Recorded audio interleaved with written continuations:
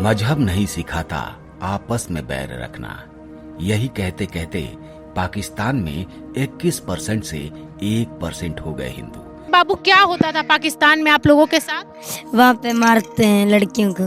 लड़कियों को पाकिस्तान में मारते हैं? पानी नहीं पीने देते, उठा के ले जाते हैं। कौन उठा के लेके जाता है? मुसलमान। यहाँ पे नहीं, पाकिस्तान में डर लगता था। कलमा पढ़ाते हैं, पढ़ाई की जगह कलमा पढ़ाते हैं। पढ़ाई की जगह कलमा। हाँ? अल्लाह का नाम पढ़ाते हैं। आपको नहीं मन करता था ये सब करने का? हमारा भगवान भोलेनाथ है। बांग्लादेश में 30% से 5% पर आ गए हिंदू और अफगानिस्तान में 12% से 0% हो गए। कश्मीर की हाल आपको पता है। जी हाँ, वहाँ भी पहले 20% हिंदू थे, लेकिन आज की कहानी आपको क्या बताएं। आपको तो पता ही है कि सारे हिंदू वहाँ से पलायन कर चुके हैं, लेकिन हिंदुओं को अभी भी यही ज्ञान की घुंटी घोट कर दी जा रही है। मजहब नहीं सिखाता आपस में बैर रखना।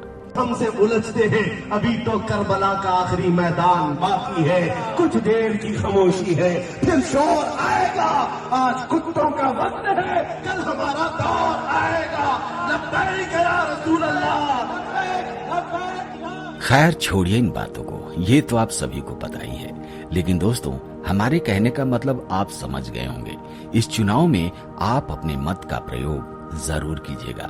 एक मजबूत सरकार बनाइएगा जो आपके पक्ष में काम करे, जो जनसंख्या नियंत्रण पर कानून लेकर आए, जो सनातन के लिए काम करे। इसी बीच दुनिया से एक ऐसी खबर आई है जो कट्टरपंथियों के मुंह पे करारा तमाचा है और सनातन धर्म को मानने वालों के लिए बड़े गर्व की बात है। जी हाँ, रामचरितमानस और पंचतंत्र हुए यूनेस्को के रीजनल रजिस्टर में शामिल। जो कट्टरपंथी ये कहते थे कि रामचरितमानस और महाभारत कोई महाग्रंथ नहीं है, ये काल्पनिक कहानी है, उन कट्टरपंथियों के मुंह पे ये करारा तमाचा मारा है यूनेस्को ने।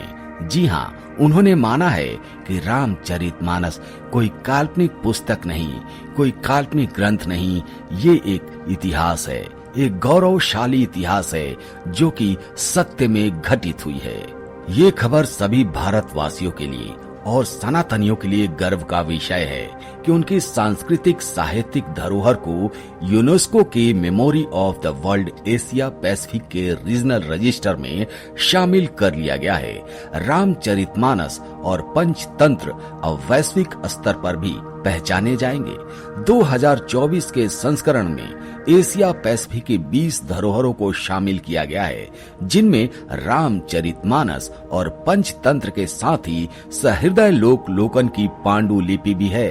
भारतीय लोग जहां बचपन से ही पंचतंत्र की कहानियां सुनते आ रहे हैं, उनसे सीख लेते आ रहे हैं, वहीं गोस्वामी तुलसीदास द्वारा लिखा गया रामचरितमानस का पाठ भी करते आ रहे हैं, जिससे उनकी धार्मिक भावनाएं भी जुड़ी हुई हैं। दोस्तों, कहते हैं कि अगर आपके अंदर सेवा है, सहयोग है, समर्पण है और संस्कार है, तो आप एक इंसान हैं।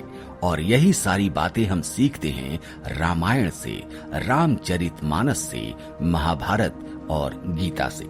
दोस्तों, मेमोरी ऑफ द वर्ल्ड का उद्देश्य भी यही है कि विश्व की सभी मुख्य सांस्कृतिक धरोहरों को सहेज कर रखा जाए। इसके साथ ही बड़ी संख्या में लोगों को उनके प्रति जागरूक भी किया जाए। उन्हें संस्कारों की कमी नहीं होनी चाहिए। जी हाँ दोस्तों, और यही बात कट्टरपंथियों को अंदर अंदर खाए जा रही है। वो यही सोच रहे हैं कि कैसे यूनेस्को ने यह फैसला ले लिया कि पूरी दुनिया में भगवान राम की गाथा गाई जाएगी। भारत के संस्कृति मंत्रालय की तरफ से जारी एक बयान में कहा गया है कि रामचरितमानस, पंचतंत्र और सहृदय लोकन जैसी रचनाओं ने भारतीय संस्कृति और साहित्य को गहराई से प्रभावित किया है, जो दुनिया के लिए महत्वपूर्ण है। यूनेस्को की तरफ से इन रचनाओं को मान्यता मिलना भारत की समृद्ध संस्कृति और साहित्य विरासत के लिए गौरव की बात है।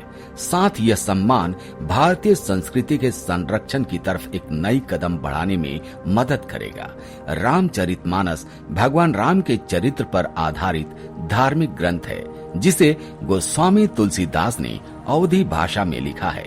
पंचतंत्र मूल रूप से संस्कृत भाषा की रचना है, जिसमें दंत और लोक कथाएं शामिल है। इसे विष्णु शर्मा ने लिखा है। वहीं सहृदय लोक लोकन की रचना आचार्य आनंद वर्धन ने संस्कृत में ही लिखी थी। क्या है मेमोरी ऑफ द वर्ल्ड का उद्देश्य? आइए जानते हैं। मेमोरी ऑफ द वर्ल्ड का उद्देश्य यही है कि विश्व की सभी मुख्य सांस्कृतिक धरोहरों को सहेज कर रखा जाए। इसके साथ ही बड़ी संख्या में लोगों को उनके प्रति जागरूक भी किया जा सके।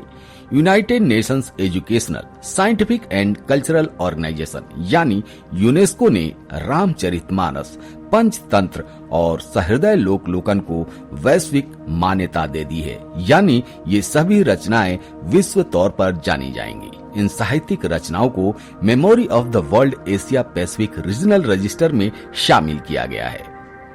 दोस्तों, ये खबर सुनकर आपको बड़ा गर्व हो रहा होगा कि भारतीय संस्कृति और परंपरा को पूरी दुनिया भर में अपनाया जा रहा है, लेकिन इसके साथ ही हमारे देश में भी कुछ बदलाव करने जरूरी हैं। दोस्तों, हम आपको बता दें कि आर्टिकल 30 जो हमारे देश का है, वो ये कहता है कि मदरसों में कुरान हदीस पढ़ाई जाएगी। लेकिन आर्टिकल 30A क्या कहता है, ये आपको जानना चाहिए। आर्टिकल 30A ये कहता है कि स्कूलों या गुरुकुल में भगवत गीता, वेद, पुराण और ग्रंथ नहीं पढ़ाए जाएंगे। क्या यही भारत की धार्मिक स्वतंत्रता है? इसके लिए हमें आवाज बुलंद करने की जरूरत है और हमें एक मजबूत सरकार बनाने की जरूरत है। वैसे आप अपने विचार कमेंट करके हमें बता सकते हैं। दोस्तों, आज की वीडियो में इतना ही। मिलते हैं आपसे अगले वीडियो में एक नए टॉपिक के साथ। तब तक के लिए जय हिंद, जय भारत, जय सनातन।